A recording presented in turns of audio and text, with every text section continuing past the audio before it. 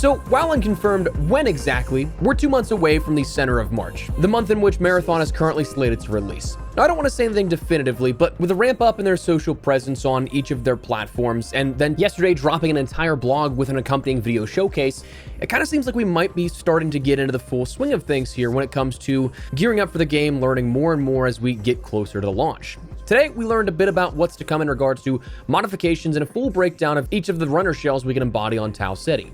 Today, we're running down that new information to keep you in the loop, but drop your thoughts as we go along. Drop a like if you guys enjoy the video, and make sure to subscribe for more Marathon, Arc Raiders, and even more FPS content. I'd love to have you in the community.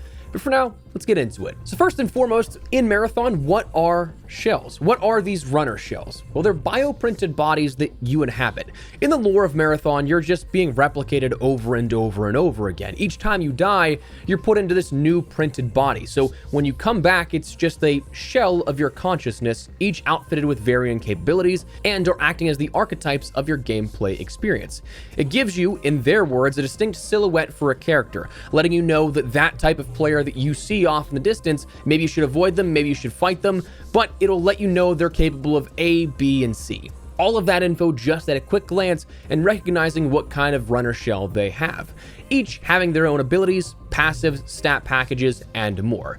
In Marathon, you're going to have the Destroyer, Assassin, Recon, Vandal, Thief, Triage, and Rook runner shells that you can play around with. Now, there are modifiers to each of these that you can obtain in-world. These will affect your gameplay experiences, called cores and implants. Cores, these are generally specific to one runner type, exclusive to that specific runner. Your more unique modifiers fit for one type of gameplay style.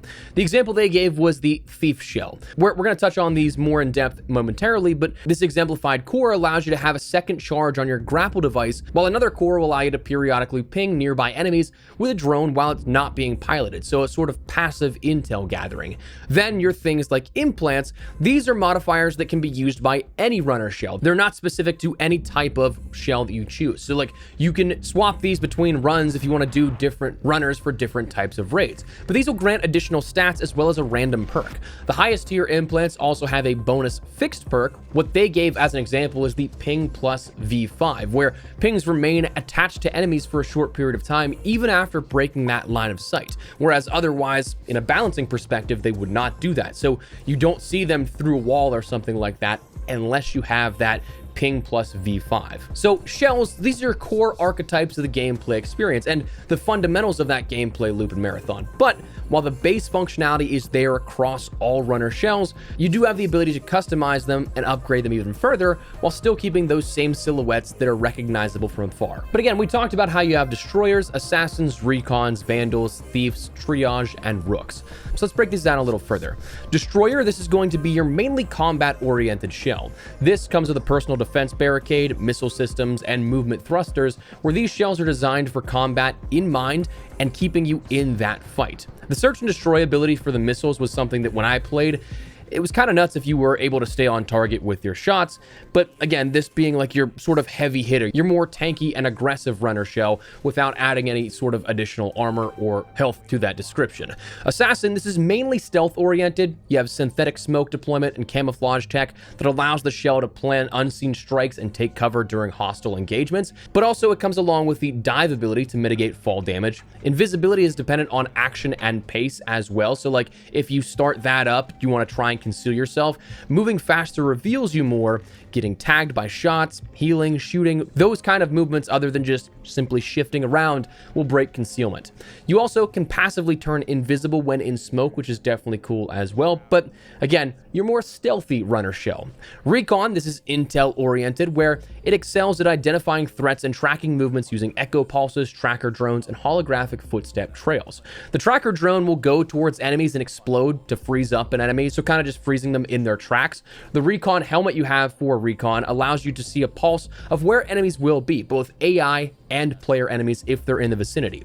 Breaking the shield of enemies will also showcase these holographic footstep trails, kind of like tracking your prey. They're wounded and you are stalking them, going for that finish. This will also give you pings for you as a heads up when you're marked. It doesn't tell you exactly where you're marked from, but it will sort of offer this notion of being on high alert that you should know, hey, somebody can see you. Vandal is your combat anarchist as they described it. This allows the shell to traverse ground at incredible speeds, using their advanced movement and knockback cannon to disrupt combat. So it's just basically a more agile shell than other default runners, with a prime overload ability that allows you to chain any movement buffs together, and an arm cannon that will knock players out of cover and or even off buildings, they said, which is something that, of course, will kill them from the fall damage then.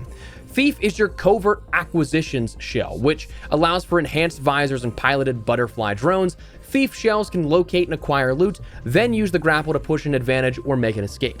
They said this is straight up the loot goblin shell. Me, not gonna lie, I'm a loot goblin in all of these types of games that I play, but this will show containers through walls and even enemies if they're in your line of sight. So you won't see them pinged through walls like you will with a chest or something, but if they're through a window or something, it'll highlight it that if you don't see them at quick glance, you'll notice, oh, that's a silhouette of a player. I should be a little more conscious there. Pickpocket drones allow you to steal loot from other players and AI and bring it back to you, which is a very interesting concept. It can also be used to recon and ping enemies for your squad.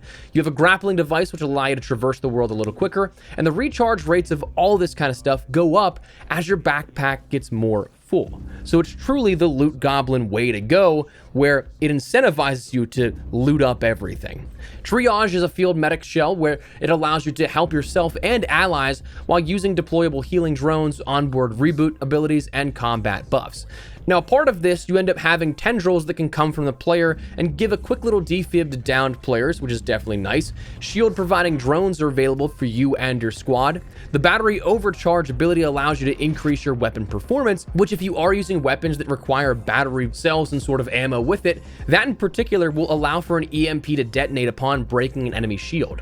And then shareware is another ability that the medi drones you have will copy your consumables as you use them and apply them to your teammates that have those flying around them. So think of those drones applying what you do to your teammates. So like if you heal yourself, it'll also heal your teammates, which is pretty cool. And finally, Rook is the scavenger shell. This is designed for scavengers, a unique way to play Marathon where you'll drop into a match that's already in progress as a solo player. You won't be able to bring in a loadout, but you also aren't risking anything. So it's definitely one of those things that's pretty nice where it's a straight up no risk, all reward type of thing here. So yeah, you could be at the mercy of somebody that ends up blowing you away, or they could help you out, or you could see nobody and go from a rags to riches type of situation.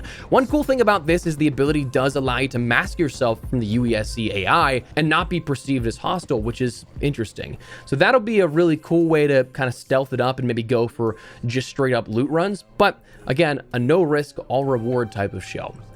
But that's your runner shells that you'll have available and how you can play Marathon fundamentally, along with, of course, everything that you want to do in terms of gunplay, in terms of craft building. But ultimately, how do these shells affect the gameplay?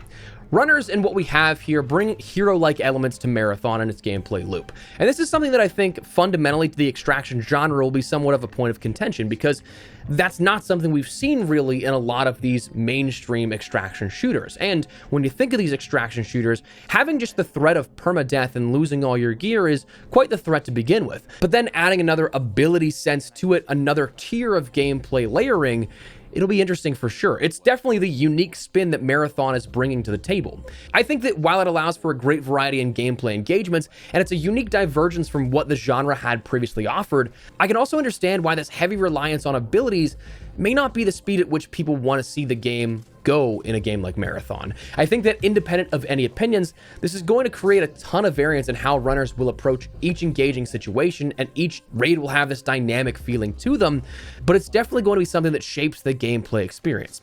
One thing that I remember from when I played Marathon back early last year, there was one squad in particular that was locked in. They were a regular group that ran like the first in the world raids, and often I think were some of the ones that did actually be first in the world in Destiny. These guys were on the same page, same paragraph, same line, same word. They immediately had things on lock when combining complementing attributes and abilities that were tagging, bombarding, and finishing players before you even knew what happened. All because of those runner abilities. So it's definitely something that creates this higher skill ceiling perhaps, and creates a skill gap of sorts that the dynamic will be a learned and available one to capitalize on these elements. But I again entirely understand where that could be a major turnoff for some people. So while this is that unique stressor point of the gameplay loop of what Marathon brings to the table, it also could be ultimately what pushes you or some other people away. So what do you think of all this here within Marathon? Do you like the sound of these shells and what we'll have to the core gameplay elements? Love to hear your thoughts down below. It does seem like Marathon may be getting more in the line of, hey, we're gearing up, ready to go, here's what you need to know. And I do think that's pretty exciting. I know that this might be one of those games that doesn't win you back after its first impression. I'm personally hoping that it can be something that does well, just because I think that any competition is great for a gameplay experience, great for the players involved, as they're fighting to do their best to give you the best product that's worth your time so that you'll spend that time on the game. So we'll see what happens, but for now, I want to fill you guys in on the newest information here, since it does seem like they're starting to get those wheels turning here on all the marketing for this game, leading to the launch in about 2 months' time. So I want to fill you guys in. Drop your thoughts down below. Drop a like if you guys enjoyed the video, and make sure to subscribe for more Marathon and other FPS content. I'd love to have you in the community. For now, thanks so much for watching. My name is Espresso. I'll see you later. Take care, and peace.